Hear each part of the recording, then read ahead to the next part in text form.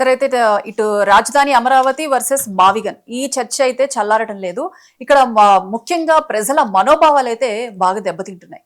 కానీ ఫైనల్ గా ఎవరి ప్లాన్ కరెక్ట్ అంటారు? బాబు జగన్ లో ఎవరిది విజయం అంటారు? ఎస్ అండి, ఇప్పుడు చంద్రబాబు నాయుడు గారు ఏమంటారు? అమరావతి కూటమి ప్రభుత్వం. తర్వాత ఈయన ఏమంటారు? జగన్మోహన్ రెడ్డి గారు వైసీపీ తరఫున ఆయన ఏమంటారు? మావిగన్. అసలు ప్రజల మనోభావాలు ఏంటి? గుడ్ క్వశ్చన్ అనమాట. అసలు ఆంధ్రప్రదేశ్ ప్రజలు ఏమనుకుంటున్నారు? మావిగన్ మంచిదా, అమరావతి మంచిదా? అసలు ఏంటి ఏమనుకుంటున్నారు అంటే చాలా మంది ఇప్పుడు ఆల్మోస్ట్ ఈ డిస్కషన్ అనేది గత 2 వారాలుగా మనం చూస్తూ ఉన్నాం. మావిగన్ వర్సెస్ అమరావతి.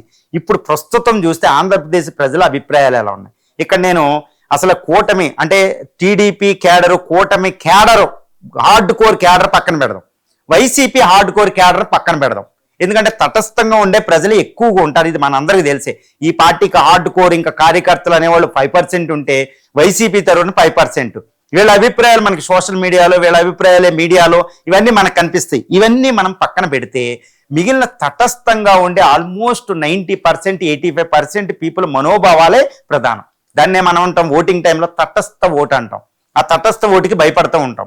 ఇప్పుడు చంద్రబాబు నాయుడు గారు వైసీపీ కూటమి ప్రభుత్వంలో ఉన్న క్యాడర్ ఏమనుకుంటుందో భయం ఉండదు. ఆయన ఏ డిసిషన్ తీసుకుంటే వాళ్ళు ఫాలో అవుతారు. వైసీపీ క్యాడర్ కూడా వైసీపీ అధినేత ఏదంటే అదే ఫాలో అవుతారు.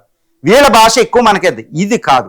ప్రజల మనోభావాలంటే మనం చాలా జాగ్రత్తగా గమనించాలి. అప్పుడప్పుడు మనం అన్నిటిని పరిశీలిస్తూ ఉండాలి. మనం బస్ స్టాండ్లో అక్కడికి వెళ్ళినప్పుడు చాలా చర్చలు వినపడతాయి. ఈవెన్ పొలాల్లో పనిచేసేటప్పుడు వాళ్ళ చర్చలు అనేవి చాలా అద్భుతంగా ఉంటాయి. చాలా ధర్మబద్ధంగా ఉన్నట్టు ఉంటాయి. చూడండి, తటస్థంగా అద్భుతంగా ఉంటాయి అనమాట. హేతుబద్ధంగా కూడా.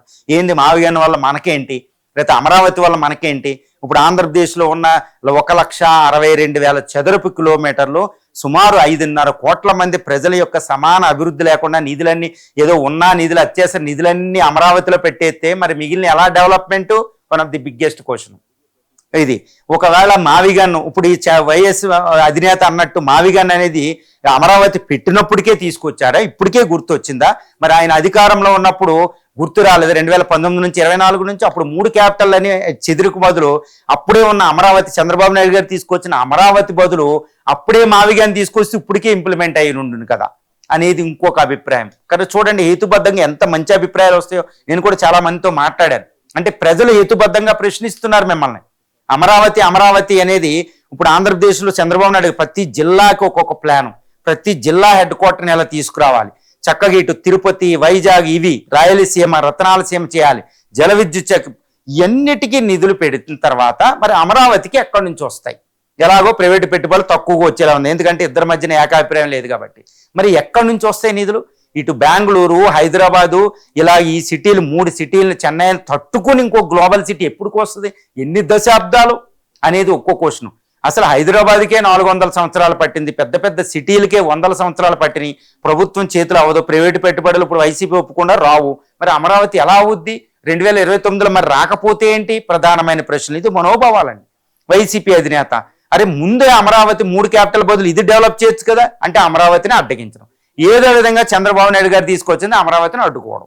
ఓకే, ఇది కాబట్టి మిమ్మల్ని నమ్మడంలే ప్రజలు. సో మళ్ళీ మీరు వచ్చిన తర్వాత మావిగన్ బదులు ఇంకో కాన్సెప్ట్ తీసుకురావచ్చు. ఇంతటి దారుణం. అంటే ప్రజలు ఎలా ఉన్నారంటే తటస్థంగా ఇటు క్యాడర్ హార్డ్ కోర్, కూటమి హార్డ్ కోర్ క్యాడరు, వైసీపీ క్యాడర్ని పక్కన పెడితే తటస్థంగానే ప్రజలు ఎవరిని నమ్మడంలే. సో వీళ్ళు మళ్ళీ పొలిటికల్ డైవర్షనే. స్పెషల్ కేటగిరీ స్టేటస్ అసలు అవడంలే. మోడీని ఇద్దరూ ప్రశ్నించలేరు. ఇంతటి పరిస్థితి. సో ఇలాంటి డైవర్షన్కే ఏదో ఎలక్షన్లో ముందుకు వెళ్ళడం, వీళ్ళు వస్తే వీళ్ళు ముందుకు వెళ్ళడం. సో ఆంధ్రప్రదేశ్ ప్రగతి అనేది చక్కటి నిర్ణయాలు లేవు. ఇంకొక నిర్ణయం అండి, అద్భుతమైన క్వశ్చన్ ఒక ఆయన నుంచి నేను చూశాను. అదేంటంటే ఆల్రెడీ నేను మాట్లాడడం కూడా జరిగింది. కనీసం డొనాల్డ్ ట్రంప్ లాంటి వ్యక్తి ముస్తాబా ఖైమనీలే శాంతి చర్చలు కూర్చున్నారు. ఎంతటి శత్రు దేశాలు. కానీ ఆంధ్రప్రదేశ్లోని పొలిటికల్ పార్టీలు ఇంటిగ్రల్ పార్ట్ ఆంధ్రులే అయినా జగన్మోహన్ రెడ్డి గారు, చంద్రబాబు నాయుడు గారు ఒక సీటు దగ్గర ఎందుకు కూర్చోరు క్యాపిటల్ విషయం మీద? This is the beautiful question అండి. ఇదే అండి ప్రజల మనోభావాలు ఎలాగ ఉన్నాయి. ఈ మనోభావాల ఆధారంగా పనిచేసిన వాళ్ళే విజయం సాధించినట్టు. ఇప్పుడు చంద్రబాబు నాయుడు గారు విజయం సాధించారు, అమరావతి విజయం సాధించిందా, లేకపోతే వైసీపీ అధినేత మావిగన్ విజయం సాధించిందా అనేది క్యాడర్ మీద ఆధారపడి ఉండదు. క్యాడర్ ఓటేస్తే ఎవరో గెలవరు. తటస్థంగా ఉన్న 80% ఓటేయాలి.